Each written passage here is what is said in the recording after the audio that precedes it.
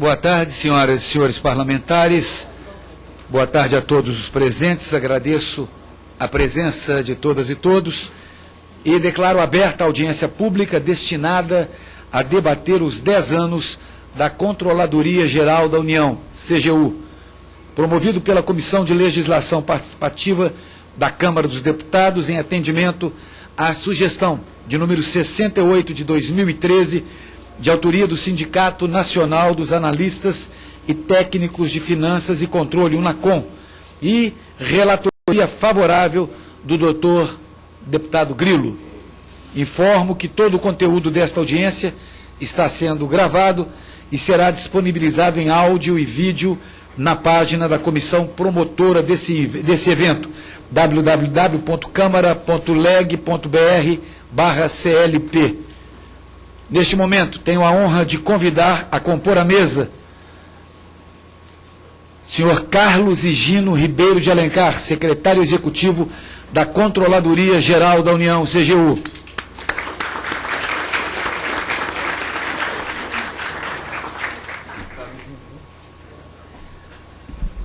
Senhora Glória Maria Merola da Costa Bastos, diretora de controle externo da Associação Nacional dos Auditores de Controle Externo dos Tribunais de Contas do Brasil, ANTC.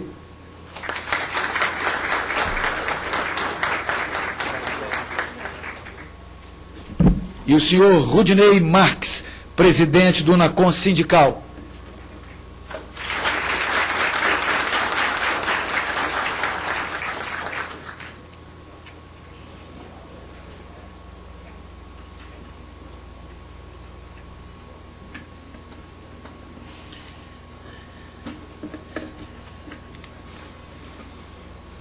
Como nós estamos procurando divulgar o trabalho da CLP de uma forma bem mais ampla do que já foi divulgado anteriormente, todas as programações da CLP que estarão acontecendo e que já aconteceram, eu sempre vou a plenário e costumo pontuar. Ontem, por exemplo, este pronunciamento que farei aqui, eu já o fiz antecipando a reunião de hoje para valorizar tanto as associações, as federações, as fundações, as confederações, quanto também a valorização desta comissão, que para nós tem sido uma comissão importantíssima para o desenvolvimento do processo democrático brasileiro. Nós que estamos crescendo no desenvolvimento de nossa democracia, temos ainda alguns patamares a serem alcançados, mas já temos percorrido um caminho razoável. Senhoras e senhores, atendendo à sugestão do Sindicato Nacional dos Técnicos e Analistas de Controle, UNACOM Sindical, a Comissão de Legislação Participativa realiza esta audiência para debater os 10 anos de existência da Controladoria Geral da União, CGU. Criada com a missão precípua de assistir à Presidência da República nos assuntos referentes ao combate à corrupção e defesa do patrimônio público, a CGU passou a desempenhar uma série de novas atividades ao longo desses 10 anos, como, entre outras, avaliações de programas de governo, operações especiais, auditorias de recursos externos e análises de denúncias oriundas do Ministério Público, da Polícia Federal e do Tribunal de Contas. Apesar desse acréscimo de atribuições e do cumprimento de tão elevadas responsabilidades, a CGU vem sofrendo restrições orçamentárias que acabam por prejudicar a execução de sua plena missão institucional.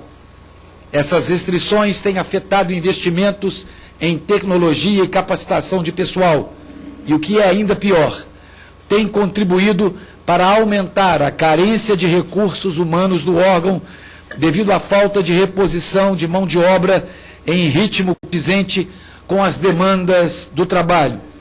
Segundo informações do UNACOM Sindical, temos hoje 2.500 vagas na CGU, 2.500 cargos vagos na CGU, número que constitui bom indicador da dimensão do problema envolvendo o seu quadro de servidores, além de suas próprias condições de funcionamento. Esses e outros aspectos da situação vivenciada pela Controladoria Geral da União deverão ser examinados a partir de agora nesta audiência pública e na condição de presidente da Comissão de Legislação Participativa, saúdo os participantes, ao mesmo tempo em que, em nome da comissão, lhes agradeço a distribuição ou a disposição de contribuir para o aperfeiçoamento da CGU, órgão essencial ao bom andamento da administração pública. Quero registrar também que estamos aguardando a presença do deputado Praciano e do deputado doutor Grilo. Sabemos que estamos em processo de votação na Câmara dos Deputados, com uma obstrução pesada desde ontem, e, por certo, parlamentares estão tanto no plenário também quanto desenvolvendo seus trabalhos em outras comissões. Passemos agora às regras de condução dos trabalhos desta mesa. Cada expositor deverá limitar-se ao tema em debate e terá o prazo de 15 minutos, não podendo ser aparteado. Informarei quando faltarem 5 e 2 minutos. Ao final de todas as exposições, iniciaremos os debates, passando a palavra primeiramente aos parlamentares inscritos e depois, democraticamente, aos demais participantes. Tendo sido esclarecidas as regras, passamos às exposições. Neste momento, teremos a honra de ouvir os membros da mesa. Passo a palavra ao senhor Carlos Higino Ribeiro de Alencar, secretário executivo da Controladoria Geral da União, para a sua exposição. Vossa Senhoria dispõe de até 15 minutos. Muito bom dia, excelentíssimo senhor deputado Lincoln Portela, a quem agradeço em nome da CGU esse honroso convite para vir aqui nesse momento, eu acho que de comemoração de 10 anos, nos quais nós temos, graças a Deus, acho que muito mais vitórias do que percalços. 10 anos nos quais eu coloco a CGU como órgão novo, né, criança ainda, comparativamente a vários outros órgãos existentes na nossa República. Demonstrou ter uma qualidade e uma tenacidade na busca pelos seus objetivos, eu acho que inigualável, e que já conseguiu alçar um patamar de reconhecimento pela sociedade e pelo Congresso, pelo povo brasileiro, em relação a dos vários resultados que tem conseguido demonstrar claramente. Eu quero agradecer também aqui aos membros das entidades de classe, né, colega Rudinei, temos um diálogo sempre muito aberto, tenho muita felicidade de termos grandes questões muito mais convergentes, né, do que divergentes no nosso trato com as entidades de representação. Também a Glória aqui, representando os auditores de controle externo, né, e saudar sobretudo a todos os colegas aqui de CGU, a todos os servidores que compõem essa casa, do qual muito orgulho de trabalhar, né. A CGU, como existe hoje, ela vem de um desenho consolidado a partir da conversão da medida provisória que levou à Lei 10.083, em 28 de maio de 2003, na qual eu digo que nós criamos uma entidade, um órgão, né, mais precisamente, com características muito particulares de combate à corrupção. Essas características dizem muito respeito a diagnósticos que nós já tínhamos anteriormente da necessidade de integração das diversas áreas, né? Então a CGU nasce com a ideia de que é necessário integrar não só a área de controle interno, né, que tradicionalmente cuidava de auditorias e fiscalizações, mas também as áreas de correição, de ouvidoria e, sobretudo, uma área nova que surge, não exatamente nesse momento, mas mais especificamente em 2006, que é a parte de prevenção, de promoção da transparência e prevenção da corrupção.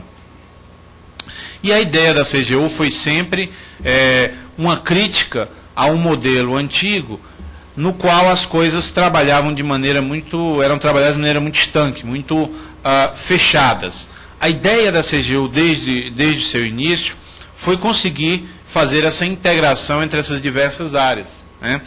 Tanto que a nossa estrutura hoje, ela é montada com uma secretaria executiva e com 4 grandes unidades. A nossa Secretaria Federal de Controle Interno, que faz tradicionalmente as auditorias, a Secretaria de Prevenção da Corrupção e Informações Estratégicas, que cuida do fomento de transparência e da parte preventiva, a parte correcional, nossa Corregedoria Geral da União, que articula os diversos órgãos em termos de apuração disciplinar, e a Ouvidoria Geral da União, que é um canal de comunicação que visa também coordenar a ação das diversas ouvidorias no campo das reclamações, das denúncias e dos elogios. A CGU, como órgão, ela indiscutivelmente contribuiu nesses anos para uma revisão da legislação que havia no país e para uma revisão dos procedimentos, sobretudo. Não adianta somente nós trabalharmos na melhoria legislativa sem que dessemos efetividade a isso.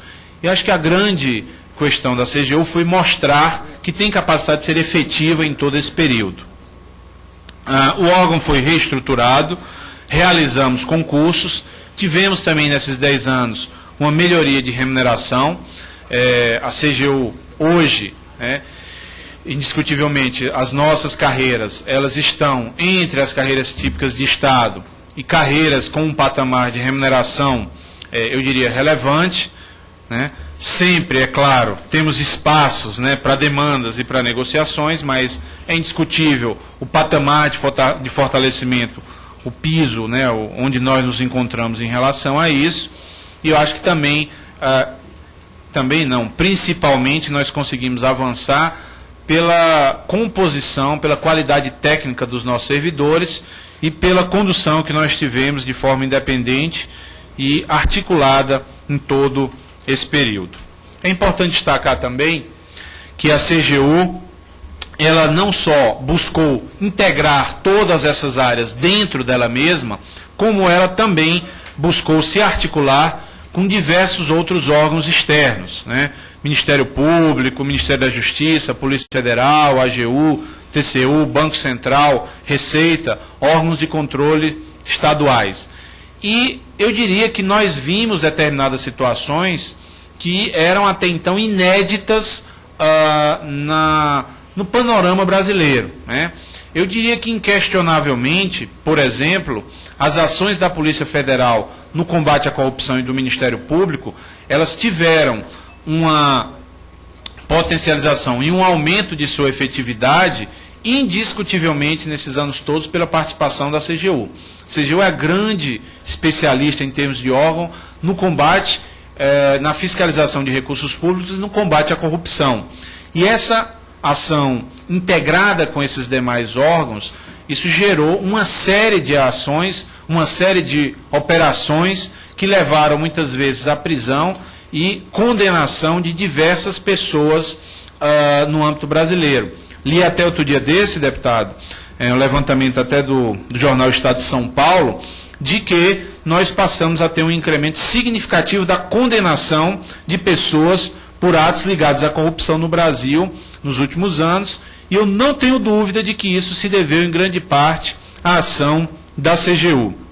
A CGU, nesse ponto, atuou como órgão de Estado, como órgão que fiscalizou o próprio governo federal, né, pessoas que eram do próprio governo, que ocupavam muitas vezes cargos importantes, relevantes, e em todos esses momentos soube agir de maneira técnica, de maneira firme, e puniu quando tinha competência para punir no âmbito administrativo, mas também colaborou sobremaneira para que a gente tivesse uma condenação, não só uma investigação criminal, mas um processo penal muito mais elaborado no combate à corrupção. Nós também não só atuamos nisso, mas cuidamos também de trazer a população a participar dos debates e das formulações das políticas públicas, né? Criamos o Conselho de Transparência Pública e Combate à Corrupção, trabalhamos em conexão com a sociedade civil, não só nesse momento, mas em vários outros, né? A própria Secretaria de Prevenção à Corrupção e Informações Estratégicas criou um canal, o qual eu vou me referir um pouco mais à frente, de colocar as informações à disposição da população de forma inédita no Brasil, né? Temos também vários cases de sucesso nesse campo e trabalhamos também muito em participação com a sociedade. Atuamos de forma preventiva, né? Publicamos e distribuímos manuais e cartilhas, trabalhamos com buscas conjuntas de solução e também atuamos de forma a que esse encaminhamento dos resultados, o trabalho, sobretudo na Secretaria Federal de Controle, ele servisse para que os problemas não ganhassem dimensões que não pudessem ser corrigidas depois, né? Por meio da criação do sistema de correição do Poder Executivo Federal, nós também, eu diria que demos um passo muito grande na área de formação de comissões e uniformização de entendimentos nessa área. Fomos grandes defensores de uma punição que é absolutamente relevante, porque ela afasta o servidor que pratica o ato corrupto da sua fonte primária de corrupção, ou seja, seu cargo público, e os números falam por si só. Nós temos, com algumas variações, mas uma tendência de crescimento desde 2003 contínuo nas demissões. Não porque tenhamos tido mais casos de corrupção, mas porque estamos tendo muito mais efetividade nas sanções, na expulsão daqueles servidores públicos que têm condutas inadequadas, né? Temos vários estudos que indicam que 90% das nossas demissões são mantidas pelo Poder Judiciário, o que indica a qualidade não só dos servidores da área de correição da própria CGU, mas também das diversas áreas que foram se multiplicando e foram absorvendo esse tipo de orientação que foi feito por parte da área da Corregedoria.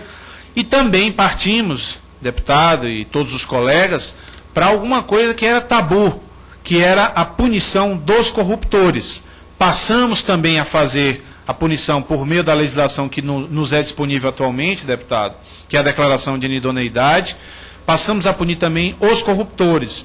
Grandes empresas que, diga-se de passagem, tinham contratos com o governo federal, eram algumas das maiores contratadas do governo federal, foram processadas, expulsas e proibidas de contratar com toda e qualquer esfera ou ente federativo, estados, municípios e qualquer órgão ou entidade da União. Eu cito dois casos aqui de extrema relevância, o caso da Delta, o caso da Gautama, né? Em rápido tempo nós conseguimos dar uma resposta e excluir essas empresas de contratos quando elas foram apanhadas na questão de atos ilícitos.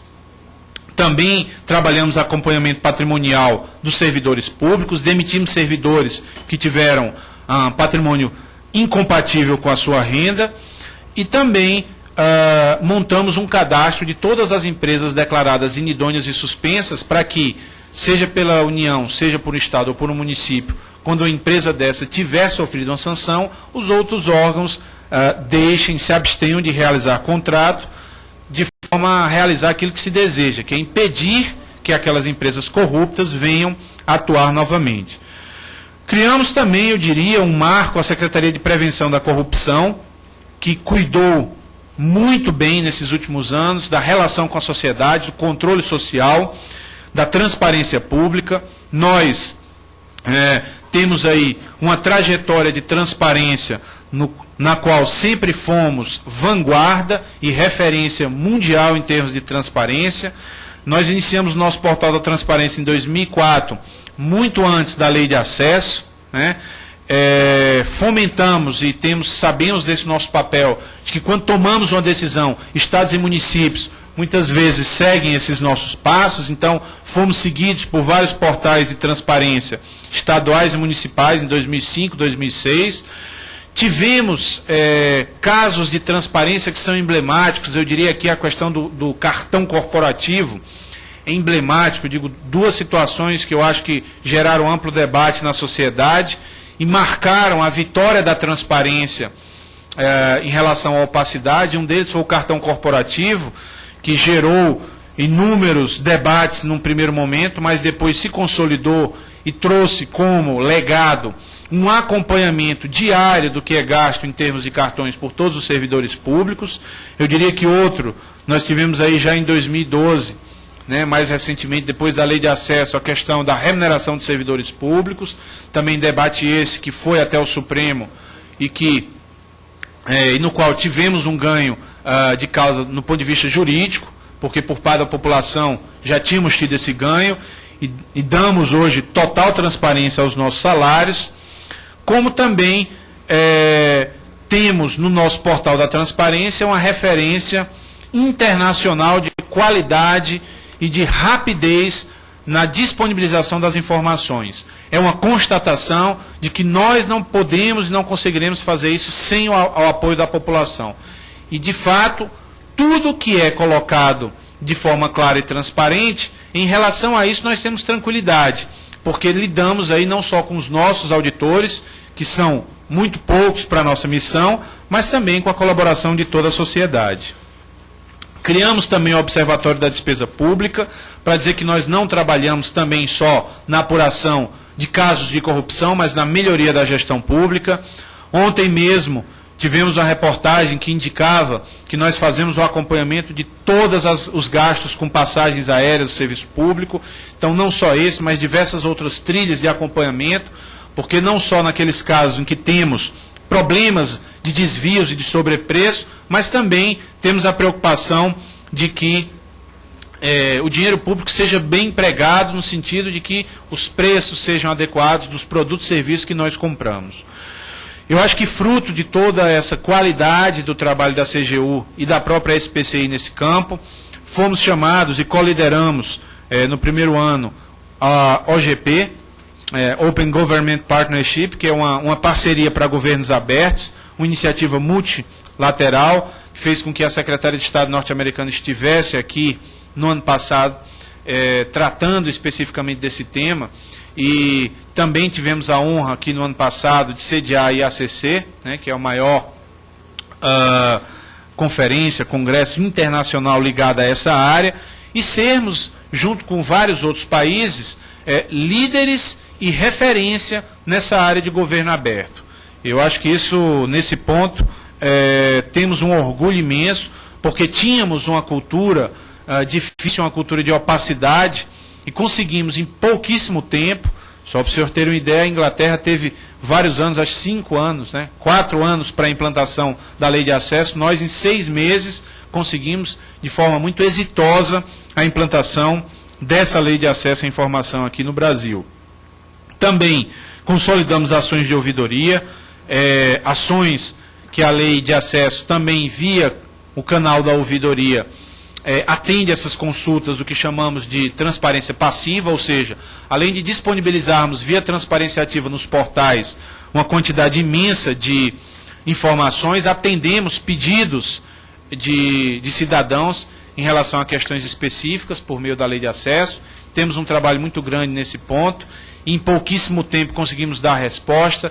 Vários casos que imaginávamos serem muito difíceis, foram casos que tivemos respostas, os quais tivemos respostas muito importantes. Dou um exemplo aqui: um cidadão entrou com um pedido de saber todos os destinatários de vendas de armas brasileiras nos últimos 10 anos, isso foi fornecido pelo Ministério da Defesa.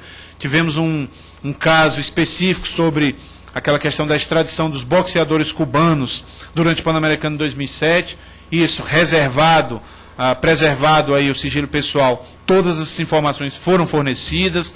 Tivemos também pedidos que imaginávamos até que pela sua dimensão os órgãos não teriam condição de atender, e foram atendidos. Eu destaco muito aqui um caso de um cidadão que pediu todos os deslocamentos do Itamaraty nos últimos 10 anos, daqui para a Argentina, e viagens aéreas e trocas de correspondências, e o MRE conseguiu atender de maneira plenamente adequada em relação a isso. Então, temos também um marco de transparência e de uma sociedade aberta e voltada para transparência e voltada para a disponibilização desses dados aos cidadãos. Já que estamos aqui no Parlamento, deputado, não poderia deixar de vir aqui, nesses 10 anos, dizer que temos algumas propostas aqui e que contamos muito com o Parlamento para sua aprovação, são propostas que fortaleceriam bastante também o combate à corrupção. Temos um projeto de lei da criminalização do enriquecimento ilícito. Esse enriquecimento ilícito hoje já é previsto como a improbidade administrativa pela Lei 8429, mas era muito importante também que nós tivéssemos a sanção penal nesse caso. Também temos um projeto de lei agravando as penas dos crimes de peculato, concussão e corrupção, porque eu diria, deputado, das questões quando nós vemos aqui em relação à punição, eu diria que temos conseguido avançar bastante na questão das sanções administrativas, mas ainda na parte penal a gente ainda está amadurecendo nesse ponto, precisamos caminhar mais em relação a isso. Eu dou sempre um exemplo, né, quando me perguntam se acho que o país é mais ou menos corrupto, eu pego as nações mais desenvolvidas, Estados Unidos, Japão, Alemanha, em todas elas nós vemos graves casos de corrupção. Lá nos Estados Unidos, quando o presidente atual Obama assumiu, o mandato de senador dele, a indicação era do governador de Illinois. E o governador foi pego em escutas, vendendo o mandato do primeiro presidente negro americano. A diferença é que, com um ano, ele já tinha sido cassado, e aí eu faço também aqui, tenho que elogiar também aqui o parlamento, porque as sanções políticas têm sido muito mais efetivas nos casos de corrupção comprovados do que as sanções judiciais. Quando parlamentares, membros de parlamento têm sido pegos em corrupção comprovada, o parlamento os tem cassado com rapidez na maior parte dos casos, mas a outra grande diferença é que, com mais um ano, o ex-governador lá de Illinois já está a caminho da prisão, se não já estiver preso neste momento. Eu acho que essa é a grande diferença, por isso nós precisamos avançar um pouco também na questão penal. E acho que também um dos projetos de lei mais importantes que estão sob trâmite atualmente é o projeto de lei da responsabilização de pessoas jurídicas. Ele foi aprovado pela comissão especial há mais ou menos um mês atrás, está seguindo para o Senado Federal, e é um projeto muito importante, visto que representa um compromisso brasileiro na seara internacional de responsabilização desse tipo de pessoa. Por fim, também, não só fazer esse pedido dos projetos em curso, mas dizer que nós tivemos aqui diversas contribuições do parlamento nesses 10 anos, deputado, e duas aqui eu gostaria de destacar. O primeiro, indiscutivelmente, a Lei de Acesso à Informação. Eu digo que é uma lei que o parlamento brasileiro aprovou e que vai influenciar gerações futuras e gerações. Não é uma lei só de curto prazo, mas é uma lei que muda completamente a relação entre sociedade e Estado. A lei de novembro de 2011 entrou em vigor em maio de 2012 e que alterou completamente a forma de que, como nós, agentes públicos, né, temos que lidar com os pedidos do cidadão, com acesso à informação. Eu digo que é a lei que nos traz quase que a esse patamar que, por vezes, nós esquecemos de servidores. Estamos aqui para servir. As informações que nós produzimos não são nossas. As informações que nós produzimos, tudo que nós produzimos, pertence à população. Elas devem ser resguardadas somente como exceção e naquilo que seja necessário para a defesa do Estado brasileiro. Então, essa é uma contribuição que foi dada por essa legislatura, fantástica, e que vai, eu digo, influenciar positivamente aí gerações para frente. E mais recentemente, tivemos agora sancionado, sexta-feira passada, salvo melhor juízo, a Lei de Conflito de Interesses. Também uma lei indispensável para que avancemos na separação do público e do privado, para que possamos deixar bem claro que agentes públicos têm que estar imbuídos desse espírito público, né? Tem que estar cientes de seu papel como servidores e que a gente passe a tratar isso, de fato, essa mistura, quando ocorrer, de interesses públicos e privados, como algo realmente muito grave, como a lei o fez, né? Essas situações de conflito entre interesses públicos e privados passam a ser caracterizadas como improbidade administrativa, gerando não só demissão, mas também a possibilidade de sanção por ações do Ministério Público, ações civis de improbidade administrativa. Eu não quero me alongar aqui muito. Se fosse para falar desses 10 anos CGU, Acho que uma semana aqui seria pouco, mas é claro que a gente tem que ter essa consciência da restrição de tempo que nós temos aqui, de espaço, porque é um espaço realmente muito nobre esse, mas dizer, indiscutivelmente, eu acho que nesses 10 anos de CGU, os parabéns principais vão para os servidores da casa. No fundo, são servidores que permitiram que o órgão chegasse aonde chegou. São servidores, são todos que compõem a CGU, que permitiram que o órgão tivesse essa respeitabilidade dos demais órgãos parceiros, da Polícia Federal, do Ministério Público, da Receita, mas principalmente do Tribunal de Contas da União, mas principalmente da sociedade, né? De um órgão desconhecido há tempos atrás, né? De funções que estavam lá no Ministério da Fazenda, sem, de longe, a relevância que elas têm hoje, de longe o destaque que elas têm hoje, e acho que a gente conseguiu caminhar um caminho assim fantástico e percorrer uma distância enorme nesse pouquíssimo espaço de tempo.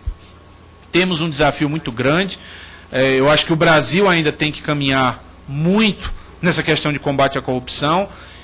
E se é um país que pretende ocupar um espaço no panorama internacional de relevância, indiscutivelmente esse tema da corrupção hoje, nas últimas décadas, ele vem ganhando força. Se quisermos ocupar esse espaço de destaque, vamos ter que estar muito atentos a ele, sabedores de que não teremos uma lei ou uma solução pontual. Na verdade, a nossa eterna vigilância e o aperfeiçoamento das instituições e dos marcos legais é que vai nos levar a isso. Então, muito obrigado pela oportunidade, sobretudo, parabéns às entidades aqui de classe, mas principalmente a todos aqueles que fizeram da CGU o que ela é nesses 10 anos, os nossos servidores, esses que são os verdadeiros responsáveis. Muito obrigado.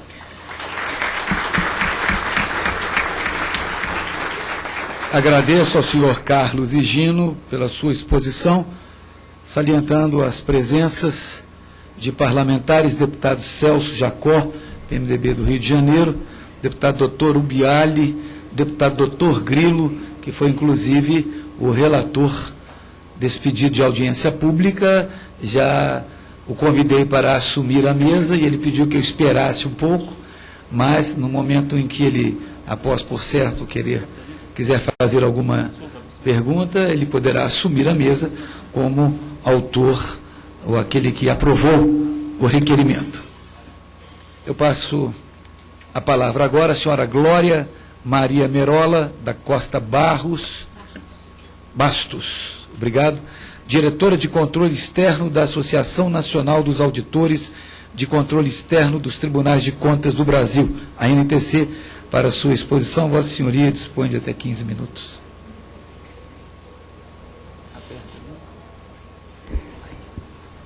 Boa tarde a todos.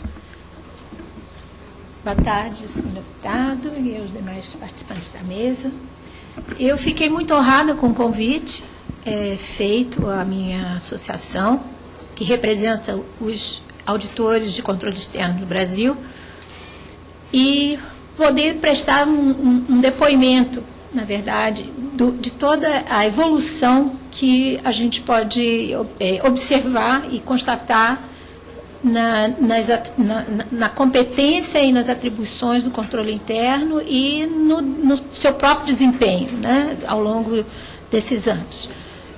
Eu pertenço a essa família, né, de auditores, grande família de auditores, que são responsáveis pela função de controle da administração pública.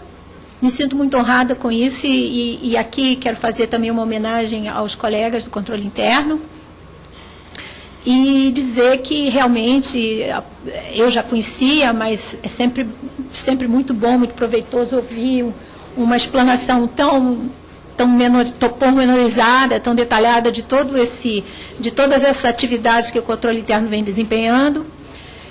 E para mim não foi surpresa, quer dizer, não foi difícil relembrar todas as fases desse processo. Eu trabalho atualmente com alguns colegas que estão no controle interno há muitos anos e foi muito agradável conversar com eles sobre todos esses desdobramentos que o controle interno vem enfrentando na administração recente. E, por outro lado, também é muito satisfatório, muito compensador ver que a carreira se estabilizou e que hoje nós temos profissionais altamente qualificados, parceiros do Tribunal de Contas, e que contribuem efetivamente para que o trabalho do controle interno e externo tenha realmente alguma efetividade no país. Eu queria relembrar aqui 3 momentos marcantes desse processo de desenvolvimento institucional.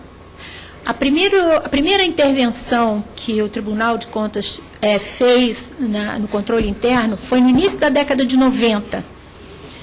E eu estou marcando esses momentos porque são muito basilares na evolução do controle interno.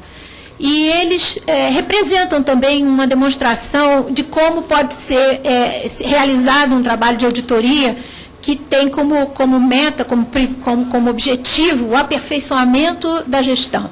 E isso acontece quando o tribunal, ao longo dos anos, né, das décadas, ao longo das suas diversas auditorias, ele consegue, de alguma forma, contribuir a partir de propostas, de recomendações, e que são, na maioria das vezes, aceitas, e nós vamos ver que isso tem uma influência muito grande também no desenvolvimento das competências e no desdobramento da CGU, né, no desenvolvimento da instituição hoje.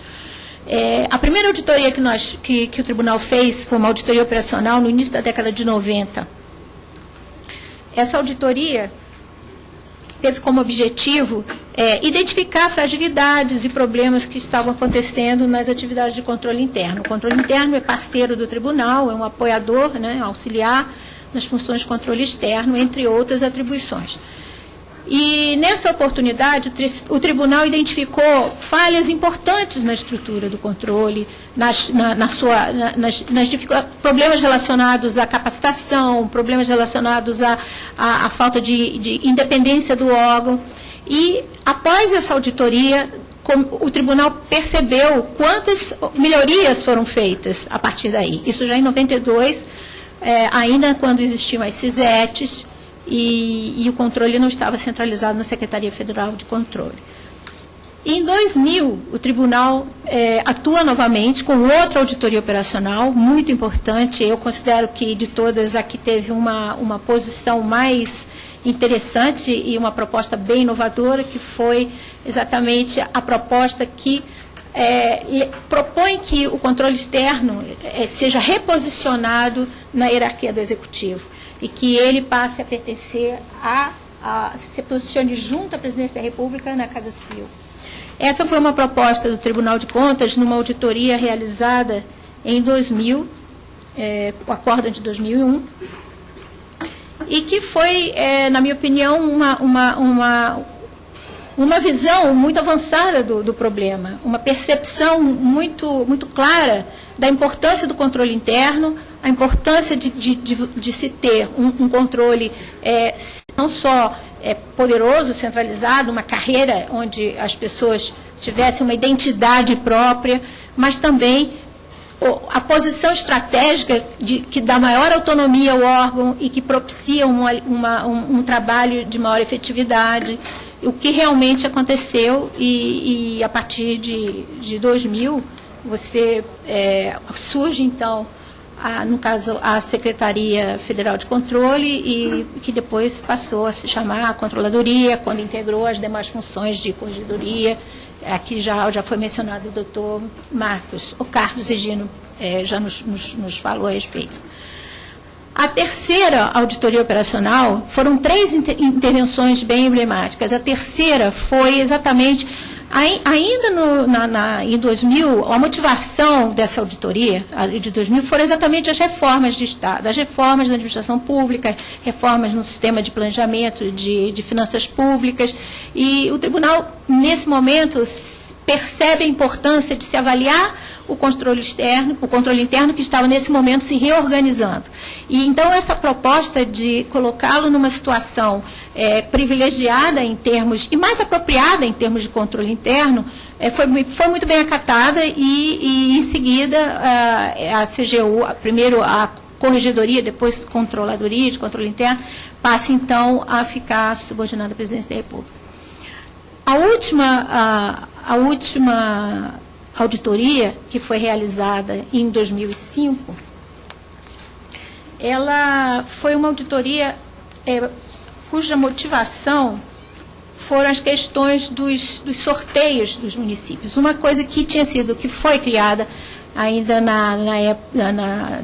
no início dos anos 2000, logo depois quando a Controladoria se estabelece, né, se instala, e que deu ao controle interno uma capilaridade muito grande e todos esses desdobramentos, a importância que o controle hoje tem, a participação na rede de controle, eu considero que muito fruto desse processo de especialização e de pulverização, quer dizer, da rede de controle interno ter sido fortalecida com essas iniciativas. Hoje em dia, a CGU ela administra uma rede de informação, um banco de dados da administração pública muito poderoso, do qual também se beneficia o controle externo, além de outras instituições, como a Polícia Federal, Receita Federal e etc.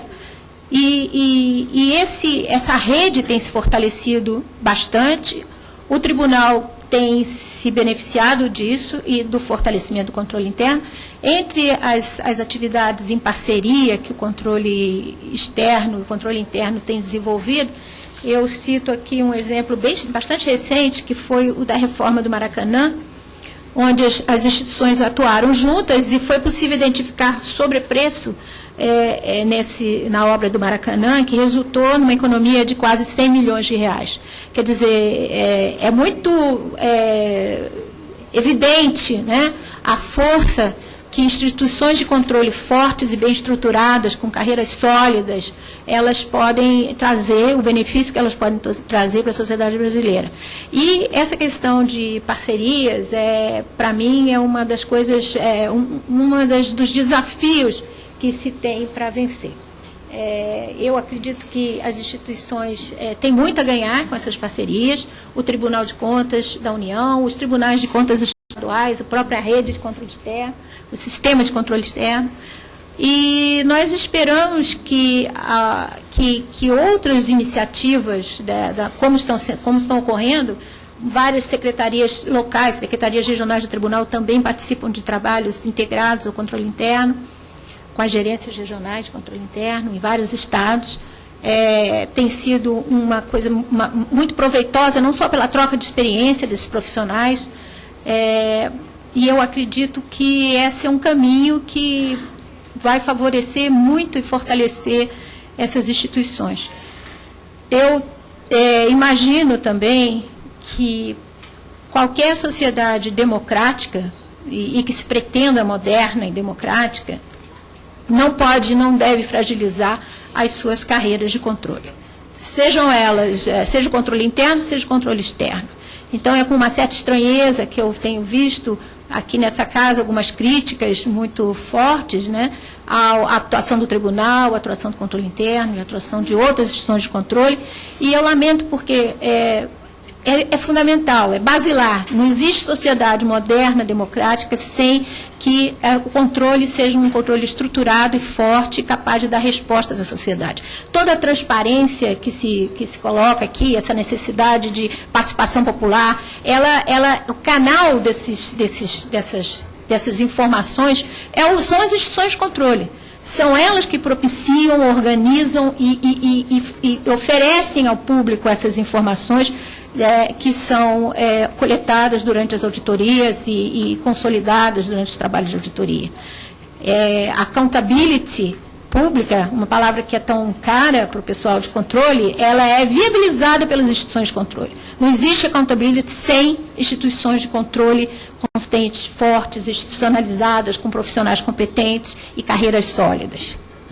Então, Então, são essas as minhas palavras. Eu quero agradecer a oportunidade e desejar ao pessoal do controle interno, aos companheiros do controle interno, muita sorte e que eles sejam atendidos nas suas demandas pelos parlamentares, que os parlamentares sejam sensíveis às demandas do controle interno, porque é fundamental para o país e para a garantia da democracia.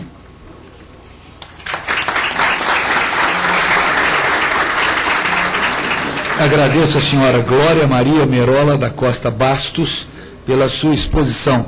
Saliento também a presença do deputado Edinho Beço conosco, deputado sempre atuante, presente nesta casa. Passo a palavra agora ao senhor Rudinei Marques para a sua exposição, presidente do UNACOM Sindical. Vossa senhoria dispõe de até 15 minutos.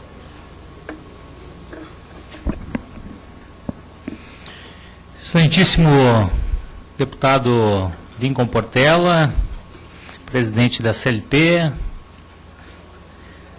Dr. Carlos Egino, secretário executivo da CGU, doutora Glória Bastos, diretora da NTC, senhores parlamentares, os colegas da CGU, dirigentes da CGU, que eu estou vendo vários aqui, os colegas que vieram dos estados para prestigiar essa audiência, a comissão de aprovados do último concurso da CGU, que está aí lutando pela nomeação de 100% dos excedentes no concurso. Nós tenho certeza que nós vamos conseguir, estamos fazendo um trabalho intenso nessa casa e tenho a certeza que todos serão chamados.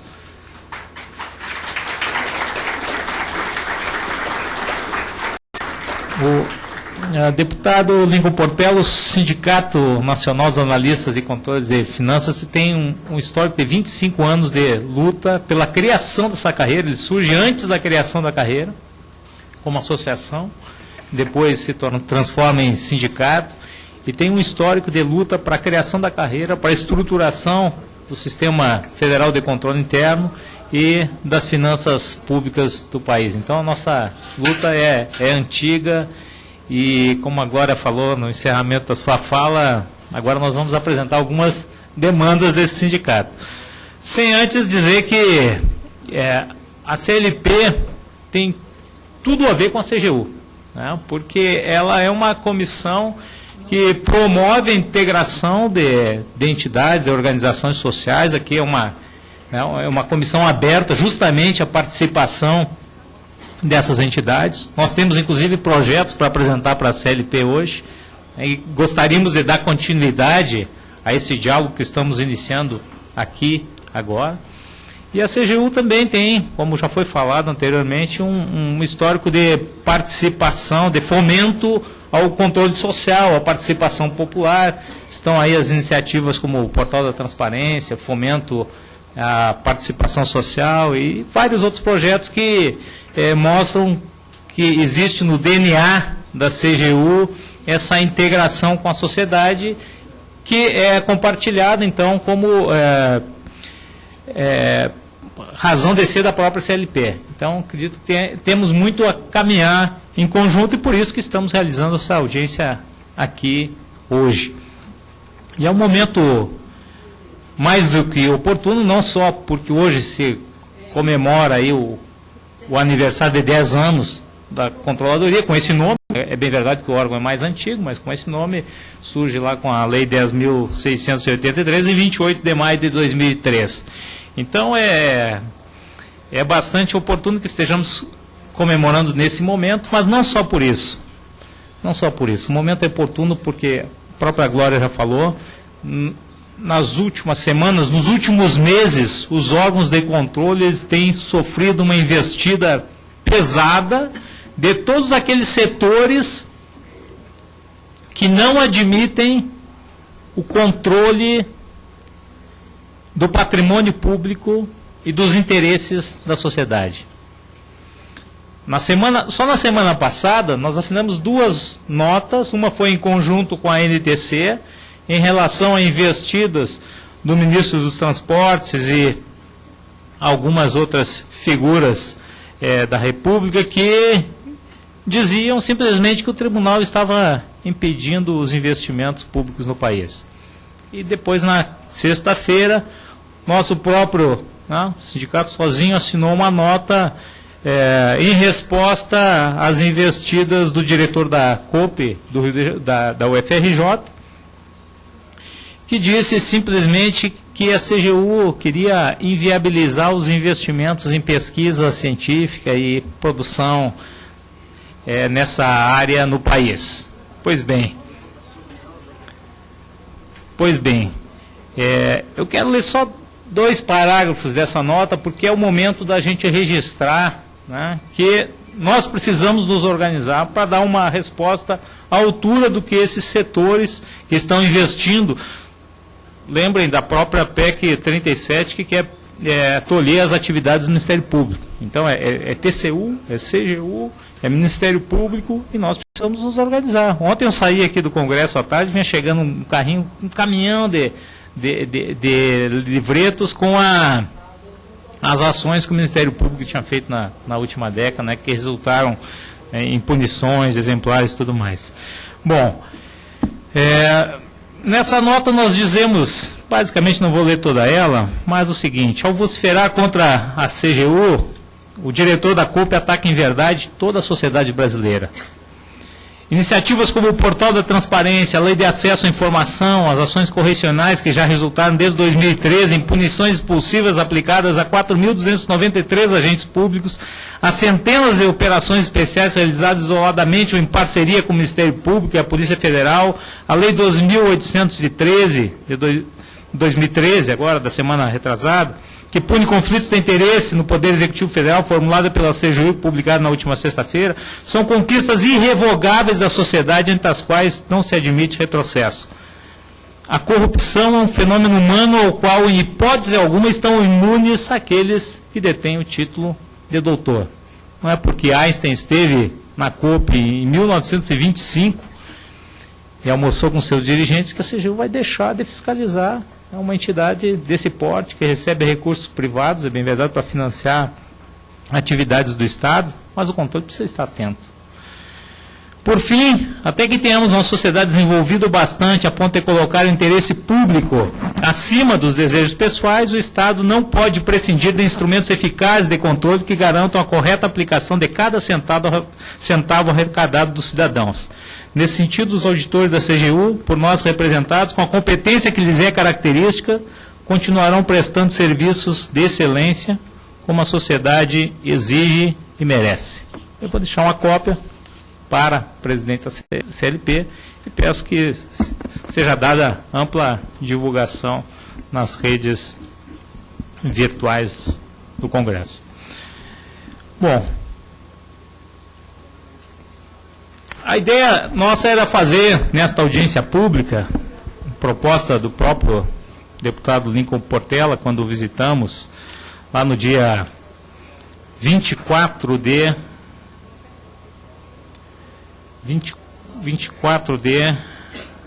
abril, se eu não me engano, fazer um balanço desses 10 anos em termos de erros e acertos. E nós vamos aqui tentar pontuar justamente essa questão. Vamos mostrar que houve avanços, é claro, como já foi exposto aqui nessa mesa, mas temos muito que avançar em outras áreas. E vou começar com acertos. Acredito que a questão da inovação e da criatividade numa área em que é muito difícil ser criativo, né? Porque a gente olha para a auditoria, fiscalização, parecem coisas pesadas que não tem mais nada de novo a ser feito. Pelo contrário, tem muita coisa a ser ainda produzida. Tem até um folder, agora enxerguei o nosso colega Jerry Ed Coelho, que foi chefe da CGU do Rio Grande do Sul, quando eu lá trabalhava, e ele tem uma proposta lá da CISET Presidência da República de auditoria participativa. Foi feita uma primeira iniciativa lá por conta das obras da Copa na cidade de Natal, e é uma forma de integrar a sociedade no processo auditorial. Iniciativa que nós passamos até o folder para a CLP, para que possamos trabalhar em conjunto e, se for possível, criar alguns normativos para fundamentar essa atividade por meio dos controles, né, dos órgãos de controle.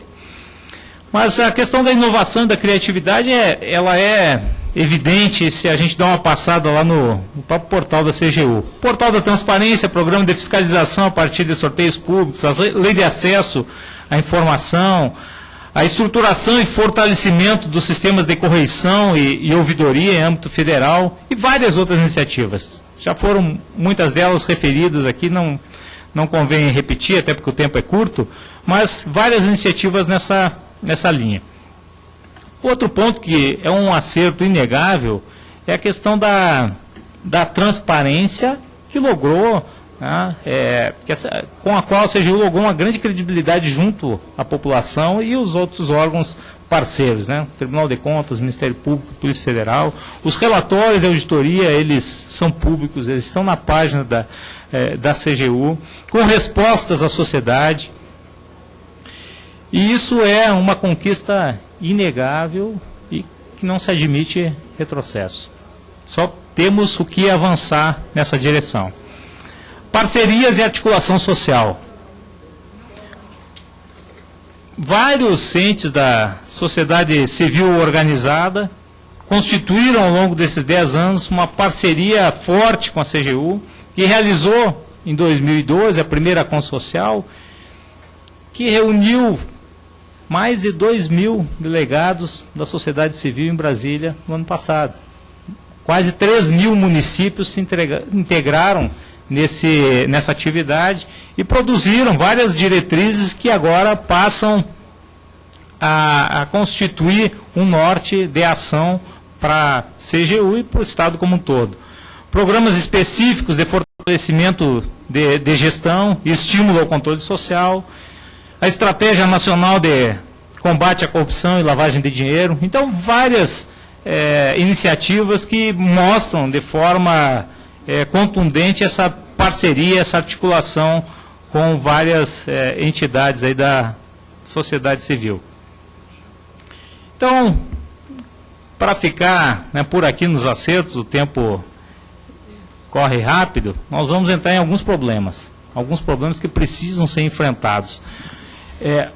Hoje, a maior parte do orçamento da União não sofre qualquer fiscalização. Pensem nos 45% de juros, amortização e rolagem da dívida, serviço da dívida, nada disso é auditado. Apesar de nós termos tido aqui no Congresso em 2009, 2010, uma CPI da dívida que levantou vários problemas. Propriedades, irregularidades, títulos já quitados, que o Brasil ainda continuava remetendo divisas para o exterior. Então, quase metade do orçamento não sofre nenhuma fiscalização. Nós temos também um problema muito sério no âmbito da CGU, que é em relação às auditorias na área da saúde de média e alta complexidade. Ora, o DENASUS está quebrado. O DENASUS, nós até hoje teríamos aqui a presença da colega Jovita, que foi presidente do Sindicato dos Auditores do SUS.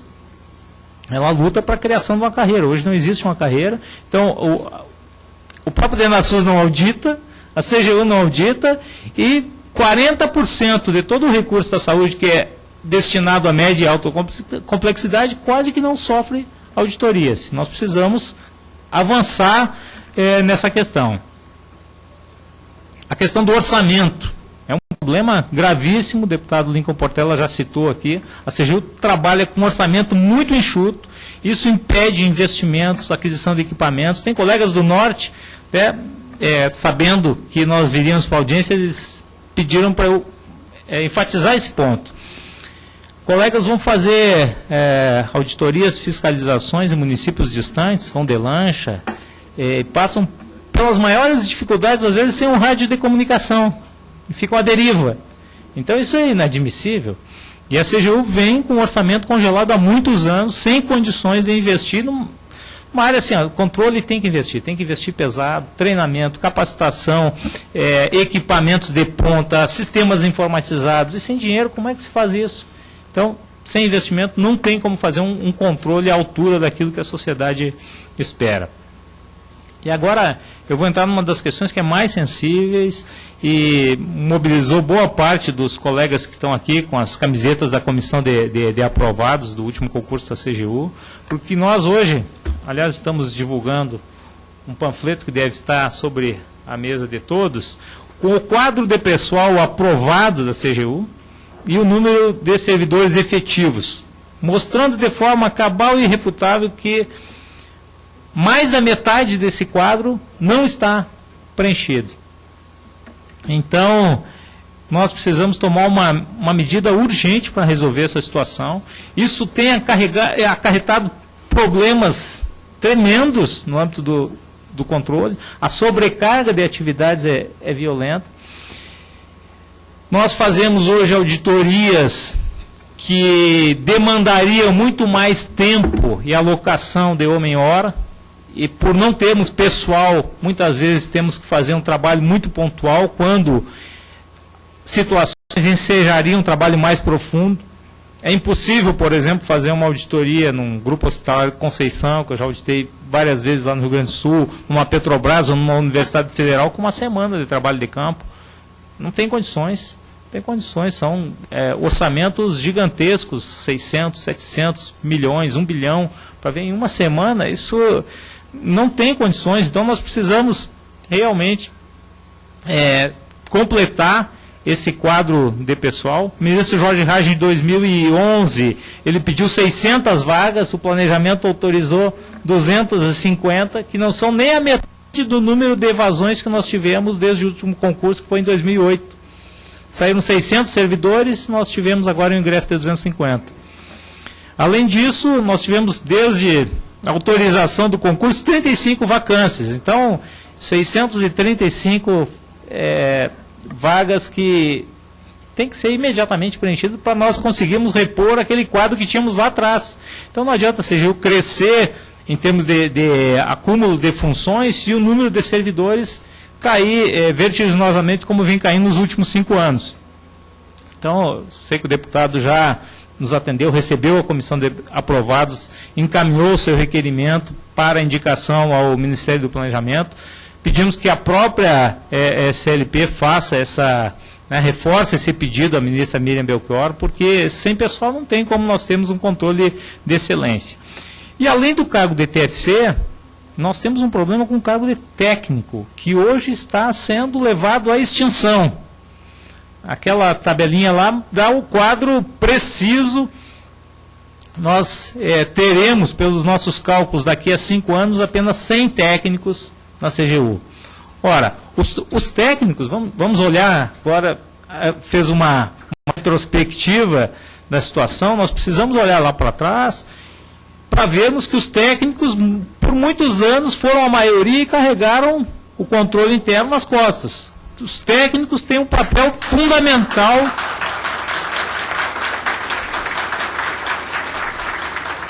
Os técnicos têm um papel fundamental nesse órgão e estão sendo empurrados para a extinção. E as atividades de média e baixa complexidade, como não tem técnicos, são assumidas por auditores. Então, a CGU, que teria a obrigação de zelar pelo patrimônio público, acaba desperdiçando dinheiro, porque ao invés de contratar técnicos para desempenhar essas atividades, faz com que os auditores as assumam. Mais essa questão do desvio de função, que nós vamos entrar daqui a pouco. Eu vou acelerar um pouco. O salário inicial do técnico de R$ 5.663 não é completamente defasado, não é atrativo. Então, nós precisamos melhorar a tabela remuneratória e outras demandas dos técnicos, como a exigência de nível superior. Várias carreiras já resolveram essa situação. Eu era dirigente do Sindicato de Receita em 99, quando a Receita passou a exigir o nível superior para ingresso no cargo de técnico. E nós até hoje não conseguimos resolver essa situação no controle interno. Mas vou acelerar um pouco, porque... E com isso eu já vou encaminhando o encerramento. Nós precisamos, deputado Lincoln Portela, consolidar a legislação que ampara as funções da CGU. Eu citava que foi realizada no ano passado, uma das 5 propostas mais votadas da Consocial foi o fortalecimento da CGU por meio de uma lei orgânica. Nós conversamos já há muito tempo com a Casa e nunca surge um momento político adequado para que esse projeto seja encaminhado para o Congresso. Pois bem, deputado, então hoje o sindicato entrega em suas mãos para que nós possamos avançar nessa discussão aqui dentro do Parlamento um anteprojeto de lei orgânica para a CGU.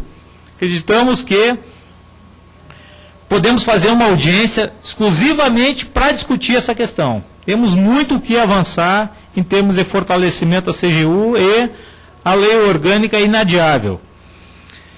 Em termos da carreira, já conversamos várias vezes com o doutor Higino e acreditamos que estamos amadurecendo um projeto de atribuições e nível superior para o técnico, como eu havia citado há pouco. Acho que essa questão vai evoluir sim. Conversamos com o pessoal do Tesouro Nacional semana passada, estivemos reunidos com os coordenadores e ficamos de chamar uma reunião entre CGU, Tesouro Nacional e sindicato para que pudéssemos então avaliar o projeto de lei que está sendo gestado para resolver essa questão. E nomenclatura, que é uma briga histórica também na nossa carreira, porque o termo analista já não diz nada daquilo que nós realizamos. Então, é uma demanda antiga que está bem encaminhada com a CGU, a alteração da nomenclatura de analista para auditor. Bom, temos uma proposta também que acreditamos que pode ser mais bem tratada no âmbito da própria CGU, de criação e efetivo funcionamento da Comissão de Coordenação de Controle Interno. Por quê? Há uma previsão do Decreto 3591 de 2000, mas até hoje a comissão não foi instituída e não está funcionando a pleno. Por que eu digo isso? Porque nós temos que pensar o controle em articulação com a sociedade civil, mas nós temos que pensar internamente também, constantemente, para que nós pudéssemos ter esse rol de inovações, foi preciso muita discussão, pensar muito em conjunto sobre determinadas atividades. Então, acreditamos que está na hora de instalarmos a CCI. E, por último, realizar processos de seleção interna. Teria vários outros pontos, mas eu acredito assim que a CGU, como um órgão que prega a transparência para o público externo, para os órgãos da administração pública, internamente ela não tem como não agir de forma totalmente transparente. Então, acreditamos que a CGU pode criar mecanismos de seleção, dando uma transparência total ao preenchimento de cargos em comissão. Esse é um ponto que, com certeza, nós podemos evoluir muito. E, por fim, não poderia deixar aqui de registrar um agradecimento. Poderíamos citar várias pessoas, mas acredito que 2 delas estiveram intimamente ligadas a esse sucesso que a CGU teve nos últimos 10 anos. E a primeira é o nosso ex-ministro Valdir Pires, que hoje retomou a vida parlamentar e é vereador em Salvador, inclusive está enfrentando uma parada muito difícil hoje lá na Câmara.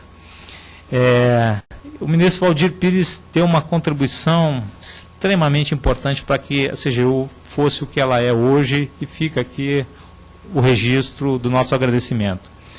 E uma outra pessoa que contribuiu muito também, nós não poderíamos deixar de mencionar o seu nome, que aliás é servidor do Senado Federal, é o Dr. Luiz Navarro, secretário executivo por muitos anos da CGU, que antecedeu o Dr. Higino, e uma pessoa que contribuiu muito para que o controle atingisse esse grau de excelência que a sociedade hoje comemora. Então, meus amigos, encerro por aqui e agradeço a atenção.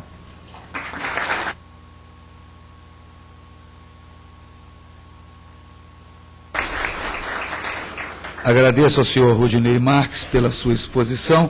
Parabenizo e agradeço novamente as excelentes contribuições de todos os expositores da mesa. Falar em Comissão de Legislação Participativa, só para que vocês tomem conhecimento, quem pode apresentar sugestões legislativas? Entidades da sociedade civil, exceto partidos políticos, sindicatos, federações, confederações, associações e órgãos de classe, organizações